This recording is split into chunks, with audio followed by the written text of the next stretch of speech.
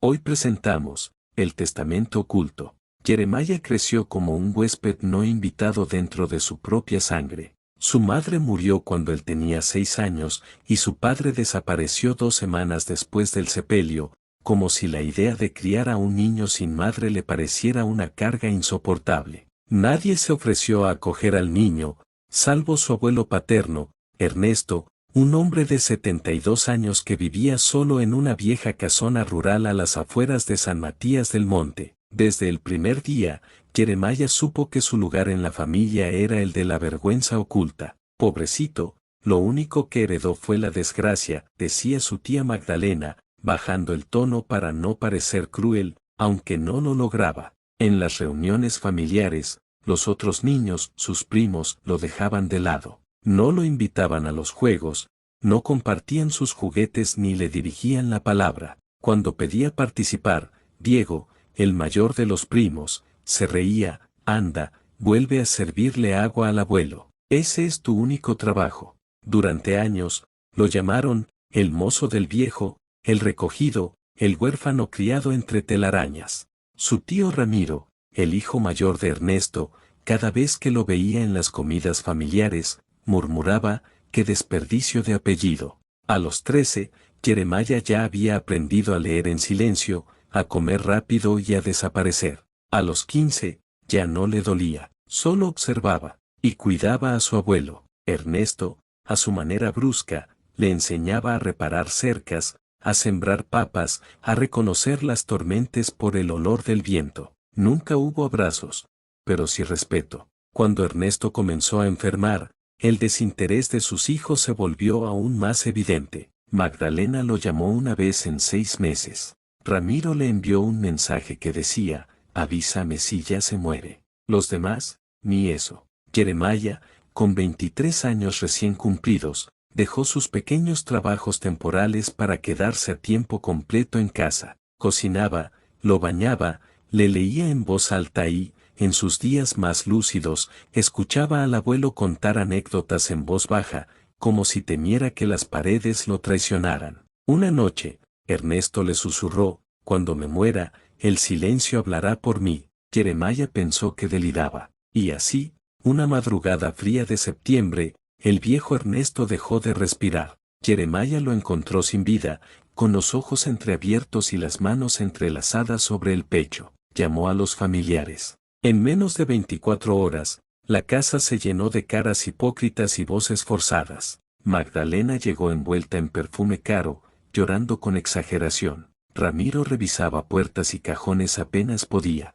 Diego llegó con su novia nueva y bromeó: ¿qué creen que dejó? ¿Una carreta rota y 2 gallinas? Todos se quedaron en la casa hasta el funeral. Comer y especular fueron sus 2 únicas actividades. Jeremiah apenas hablaba. En el entierro, mientras el ataúd bajaba, un hombre de mediana edad, traje gris y mirada afilada, se acercó a Jeremiah. ¿Usted es Jeremiah Gálvez? Soy Beltrán Pacheco, notario y abogado personal de su abuelo Ernesto. Jeremiah lo miró con desconcierto. ¿Abogado? ¿Desde cuándo? Desde hace casi 15 años. Su abuelo me contrató en secreto. Me dejó instrucciones muy precisas. El testamento debe abrirse esta misma semana, en su presencia y en la de los demás herederos, según su voluntad.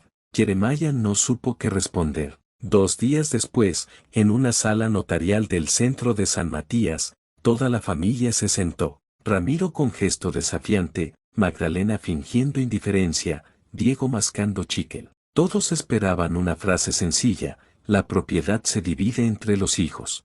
Pero el abogado abrió el expediente y leyó: yo, Ernesto Gálvez, en pleno uso de mis facultades mentales, declaro que toda propiedad, bienes físicos y cuentas de ahorro, incluyendo la casa ubicada en calle Monteverde, la cuenta en Zúrich, las acciones en la empresa de agroquímicos Sierra Verde, y 3 lotes de terreno en Valle del Salto, pasarán íntegramente a mi nieto Jeremiah Gálvez. A mis hijos, les dejo mi silencio, el mismo que ellos me ofrecieron en vida. Un segundo eterno de absoluto silencio cayó sobre la sala. Luego, el infierno. Ramiro golpeó la mesa. Este testamento es una trampa, una jodida trampa. Este mocoso manipuló al viejo. Magdalena, con lágrimas en los ojos, se volvió al abogado. Mi padre estaba enfermo. Eso es manipulación emocional, esto no puede ser legal. Diego se acercó a Jeremiah, rostro a centímetros del suyo. Tú no mereces ni el polvo de esa casa. Vamos a hundirte, ¿me oyes? La familia entera firmó una impugnación del testamento al día siguiente. Lo acusaron de falsificar firmas, de manipular al abuelo en sus últimos días, de ocultar información.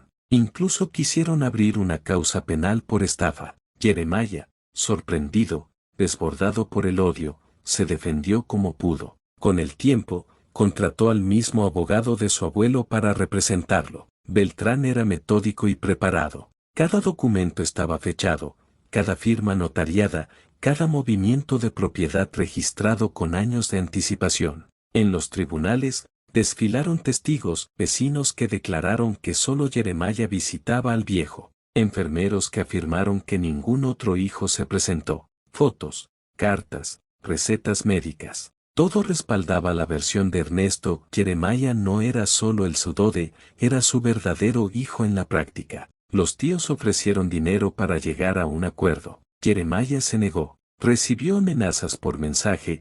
Su ventana fue apedreada una noche. Su nombre fue manchado en redes sociales por familiares que lo acusaban de ladrón. Pero no retrocedió. Después de casi un año de juicios, declaraciones, apelaciones, el juez dictó sentencia. El testamento era válido en su totalidad.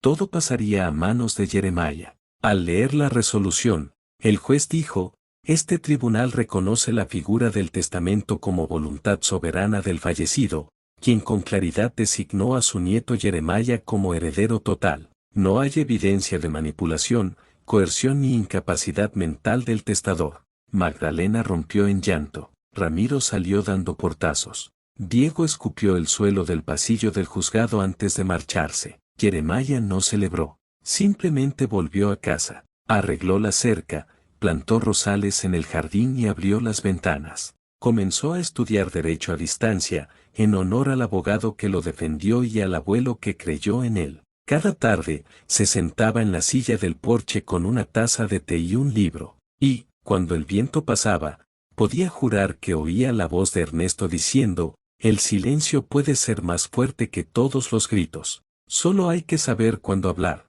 Nos vemos la próxima en otra historia que contar.